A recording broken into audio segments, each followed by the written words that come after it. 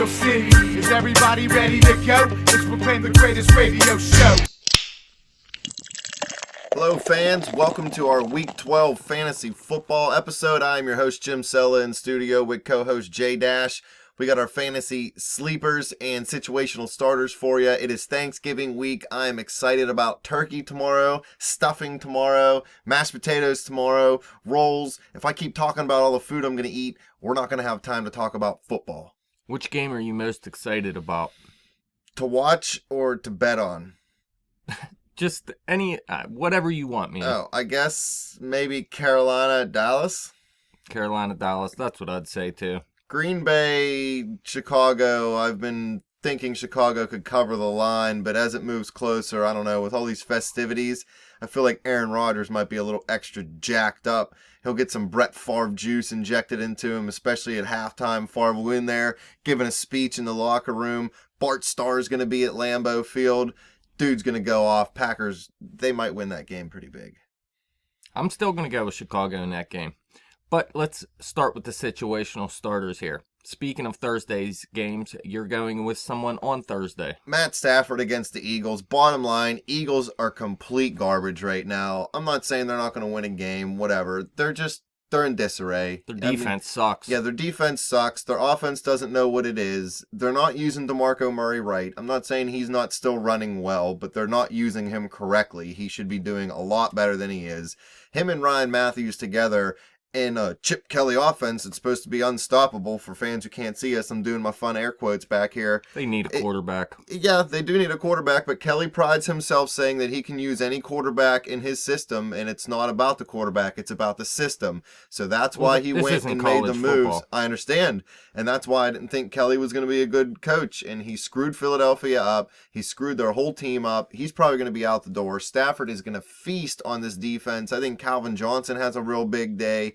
I mean, Stafford has 20-plus fantasy points in 4 of his last 5 games, and he has 9 touchdowns in that span. The dude's not on fire because we've seen him play way better, but he's playing well, and Philadelphia is just trending downward.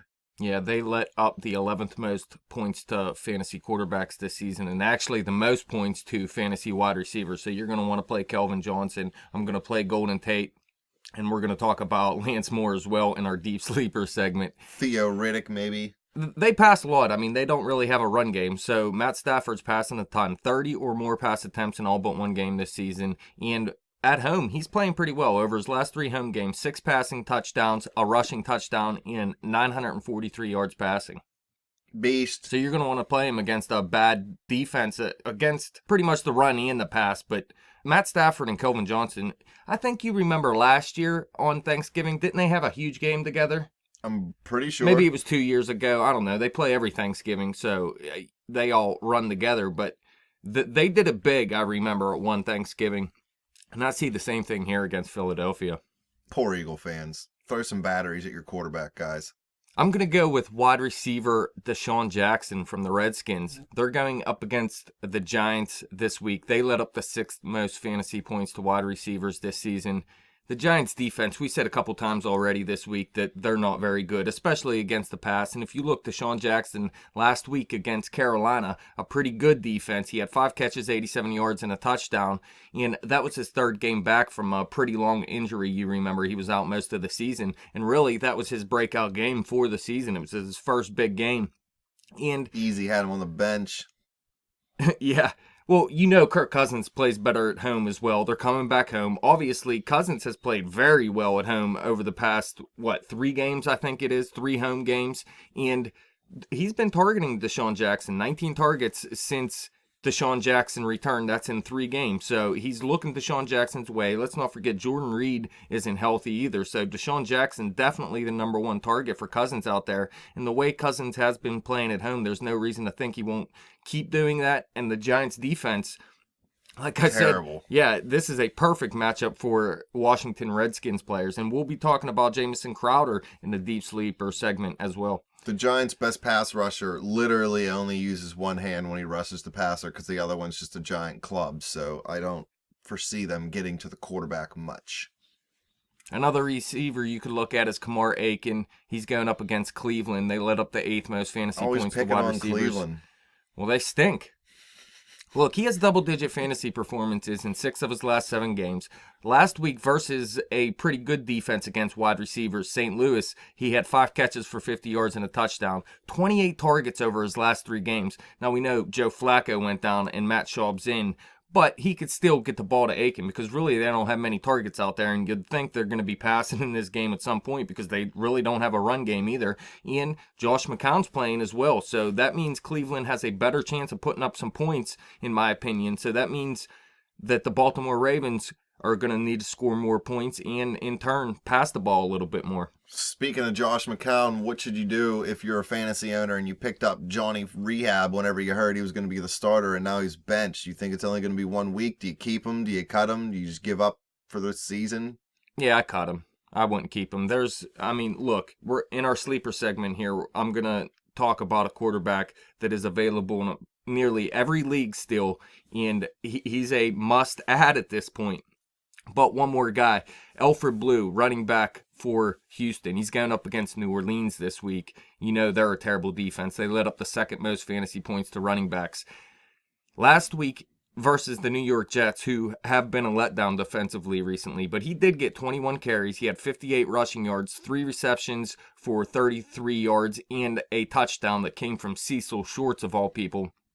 But he had a pretty good game last week, and this is a great matchup for him. He hasn't been doing terrible either. He hasn't blown up since Foster went down or anything, but he does have double-digit fantasy performances in 3 of 4 games since Foster was injured, and he has double-digit fantasy points in his last 3 home starts as well. So I see double digits again this week, especially against New Orleans. I mean, I could see him being used in the passing game again this week like he was last week. I agree with everything you said. My only note is the New Orleans defense may not be as terrible. They did fire Rob Ryan, so they might actually be a tiny bit better, but it's not like they're going to be able to just, miraculously become a good defense. Yeah. They might just make like the 26th worst defense in the league at some point. All right, let's move on to sleepers. I'm pretty sleepy. All right, well, are you going to give your guy or no then? I figured I was just going to take a nap and let you take it away, but I guess I'll talk about Doug Baldwin going up against the Steelers. Anybody who's a Steeler fan knows they give up the 4th most points to fantasy wide receivers. They get blasted in the passing game. They don't give up a lot of points. The defense is only giving up 19.1 or 19.3 points per game, but even if they get ahead big, Baldwin's going to get some garbage time, receptions. If not, Pittsburgh's just going to let him catch the ball and run around. Honestly, defense they play, they just let you catch it and then try to tackle you. They don't try to force you or push you around at the line and give up the big play over the top. So that'll be Pittsburgh's plan coming into this game. Russell Wilson's good at moving around, so even if they get pressure on him, he'll be able to move out of the pocket. Baldwin will be able to move around. He'll get catches. I wouldn't be surprised if he had 8 for 100. Maybe I could see something like that. 9 for $110 or something. Maybe a touchdown. The Steelers have only given up 3 touchdowns on the ground all year. They're not giving up a lot of points, but most of them are coming through the air. Tyler Lockett's another guy you could look at from Seattle. He's not as consistent as Doug Baldwin, but he is a bigger playmaker, and he scored 2 TDs last week. Now, Baldwin, he's actually been targeted a ton by Russell Wilson. Over the last 3 games, 22 targets. And over the past 2 games, 13 receptions, 194 yards, and a touchdown. He actually started the season with double-digit fantasy points in 4 of his first 5 games. And again, he has double digits in his last 2 games as well. So he's not 100% consistent. It's hard to be consistent in Seattle's offense as a receiver. But he's being targeted a lot more recently. And this is a great matchup for him, like you said. Would you play Rawls? Yeah, probably. I mean, it's a very tough matchup. It depends on who you have. On your one team, I probably wouldn't because you have like 6 good running backs. All good running backs. The quarterback I was talking about before that you need to go out and add, Brian Hoyer from Houston. He obviously missed last week's game, but he's going up against New Orleans this week. They let up the most fantasy points to quarterbacks, obviously. Their defense stinks. I don't care if Rob Ryan's there or not. But look, in weeks 4 through 8, he had 12 touchdowns and just 2 picks. They went into the bye and then played Cincinnati coming out of the bye. He got injured in that game and then missed last game. But if you looked, to finish the season, he has New Orleans, Buffalo, New England, Indy, Tennessee, and Jacksonville. There's definitely some good matchups in there. especially this week. This is the best matchup he had all season, and he was dominating for a 5-week stretch there, and he's still available in about 90% of the leagues. So I go out and add him. He's going to be a top 10 quarterback this week. I go out and add him. If you need a quarterback for the rest of the season, even if you have a decent quarterback, Brian Hoyer may end up being better than the guy you have. I go add him and at least make him my second quarterback. I think in daily fantasy, Brian Hoyer is a steal too because he's cheap and he's going to give you mad points. So if you're on DraftKings or FanDuel trying to play before they get shut down, he's a guy you want to look to put in your lineup. Well, look, like I said, New Orleans, worst against quarterbacks. Next week, Buffalo, the only way you beat them is through the air. So he's going to be passing in that game. New England, they let up a ton of points in the passing game, obviously, because they're always playing from ahead. Now, he also has Indy and Tennessee. He already put up more than 20 points on both of those teams, and he put up 30 points on Jacksonville, who he ends the season with. So, great matchups for Brian Hoyer moving forward, and I'm starting him this week. Bobby. A running back you could go with, Melvin Gordon at Jacksonville. They let up the 9th most fantasy points to running backs this season. Now, he's still owned in about 80% of the league, so it's not really, I guess he's not really a sleeper, but he hasn't really done what people thought he would do this season, and I think he is going to have his best game. Look, he only has double-digit fantasy points 3 times this season, but he has 44 carries over his last 3 games and double-digit carries in all but 2 games this season, so they're still feeding him the ball. But it's been a tough schedule for San Diego running backs this season. Their best matchup outside of this Jacksonville game was way back in week 4 when they played Cleveland. Since then, they played some pretty good run defenses, and this is really the first time that they get an easier run defense, and I think Melvin Gordon is going to have, I don't know if you want to call it a breakout game, but if you've been holding on to him all season, now's the time to get him in there. Dude's garbage. Already? You got to give him some time, man. No, just this season, he's garbage. Yeah, San Diego's offensive line's terrible. They got to help him out. A couple receivers to go along with Doug Baldwin, your guy. Kendall Wright versus Oakland. They let up the 13th most fantasy points to wide receivers. Yes, he's expected back this week after missing 3 games. He has 38 targets in his previous 5 games, though. He is an inconsistent player, but if he's going to come up with a big week, this is a good matchup for him versus Oakland. You know you can beat them through the air. And it would actually be better for him if Oakland's offense came out and started playing well again. You've seen over the past couple weeks, they really haven't been playing as well as they have earlier in the season. They need to go out and play better, and that will put more pressure on Mariota to pass and would help Kendall Wright out as well. And Ruben Randall at Washington. They let up the 12th most fantasy points to wide receivers. See, I don't like corned beef, so I don't know if I'd sign him. Garbage. Look, he has 9 or more points and 5 or more targets in 7 straight games. Before last week, he had 3 catches for 51 yards versus New England, and that was a letdown. Well, you thought he'd have had a better game versus New England, considering you got to pass against New England.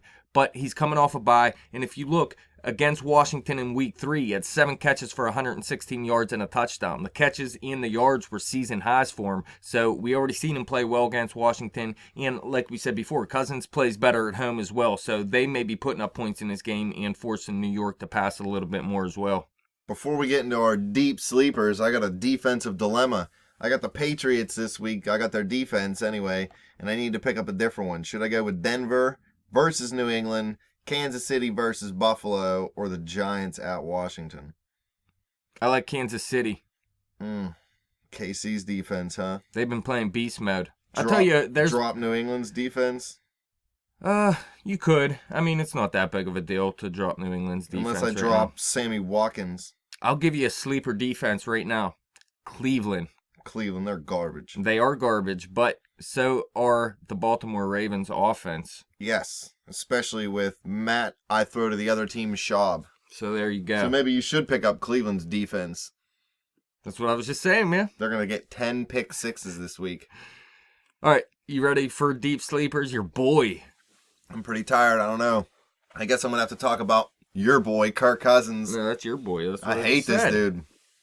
He's garbage. Yeah, Throws you said you'd interceptions. never take him as a deep sleeper, and then 1 week later, you have him as a deep sleeper. I don't even know who the next dude on the list is. I'm not going to take Cecil eat my shorts, and Lance Moore can suck it after he criticized the Steelers from last year. So you got to go with Kirk Cousins. He's at home. He's going up against the Giants, who give up the most fantasy points in the entire universe to quarterbacks in all of fantasy football's history. Fourth most. I mean, come on. The Giants' defense is getting smoked through the air this year. And I know Eli keeps them in the game. I know they're 5-5 competing for the division. That's not what I'm talking about. I'm just talking about their defense getting smoked through the air. What's the quarterback's name on freaking Little Giants? Junior, the kid throwing the toilet paper. He'd be throwing touchdowns out there, even at 11 years old. Freaking Icebox could throw touchdowns, and she was a girl and a running back. So you got to go with Kirk Cousins. No stats needed, friends. Yeah, he's been a beast at home. Over his last 3 home games, he has 8 touchdowns, and he has at least 290 yards passing in each of those games, 931 yards total. Now, we know he sucks on the road, but this is a great matchup for him at home. Believe it. And he's going to be full of turkey. And that's why I like Jamison Crowder as well versus the Giants. They led up the 6th most fantasy points to wide receivers. He did only have 1 catch for 5 yards last week at Carolina, which is a good team. But analysts were actually saying start him last week because he has been pretty good. Look, he has 5 double-digit fantasy performances in his last 7 games prior to Carolina. And he actually had the best matchup out of the wide receivers for the Redskins last week at Carolina. But my buddy actually asked me, should he play Crowder? And I said, no, play Vincent Jackson over him. And Vincent Jackson went out there and scored a touchdown while Winston put up 5 touchdowns. But Crowder, I think he is going to bounce back this week. Look, over his last 3 home games, 16 receptions, 173 yards, and a touchdown. He averages 13 fantasy points in those games. So he's going to bounce back. He has been targeted at least 5 times in all 7 games prior to last week as well. So Kirk Cousins is looking his way. I think he's going to bounce back as Kirk Cousins bounces back. But in West Philadelphia, born and raised, Kirk Cousins throwing interceptions for days. Dude's beast. But my deep sleeper this week is going to be Cecil Shorts going up against New Orleans. Just like I said about Brian Hoyer. Now, they're a little bit better against fantasy wide receivers. They led up the 14th most fantasy points.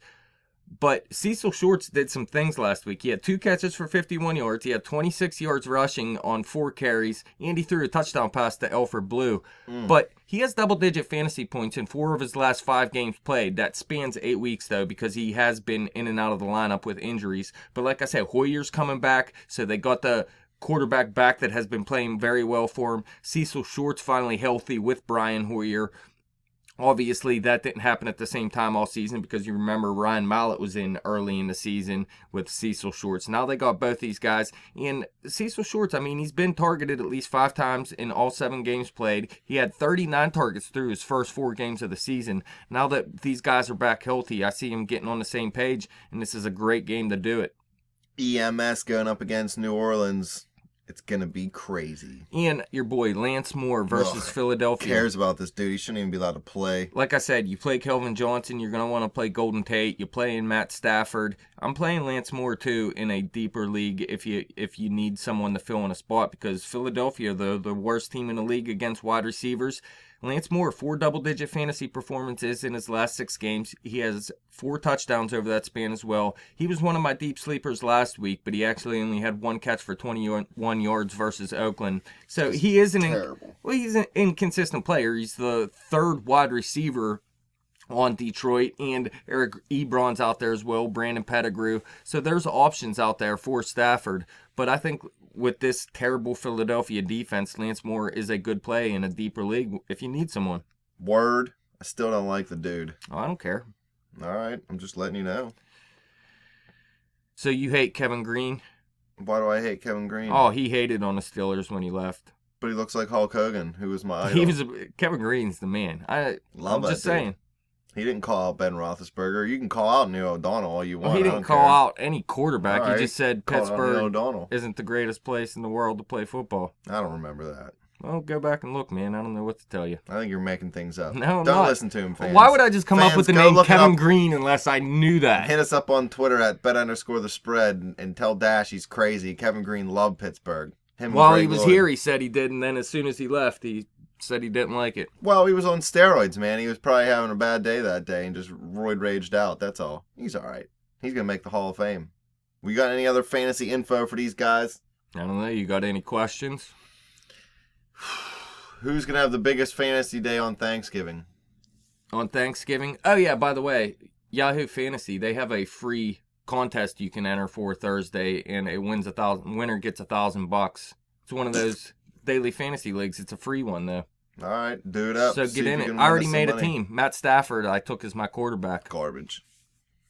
It's your situational starter this week, and you just said he was going to blow up. But I took Kelvin Johnson, too. I think that duo is going to do it up. Anybody else? These guys want to get ready to go eat turkey.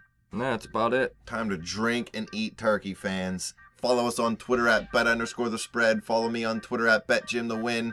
Tweet us pictures of your turkey dinner on Thanksgiving. Tweet us pictures of your fantasy football lineup, beating the crap out of the other guy. Hit us up on Facebook at facebook.com/betthespread. Keep coming back to YouTube and clicking subscribe. We'll keep filling in any info on fantasy football for the week in the comments section. Take a look down below. Click subscribe. Click on an ad if you want. You might actually buy something.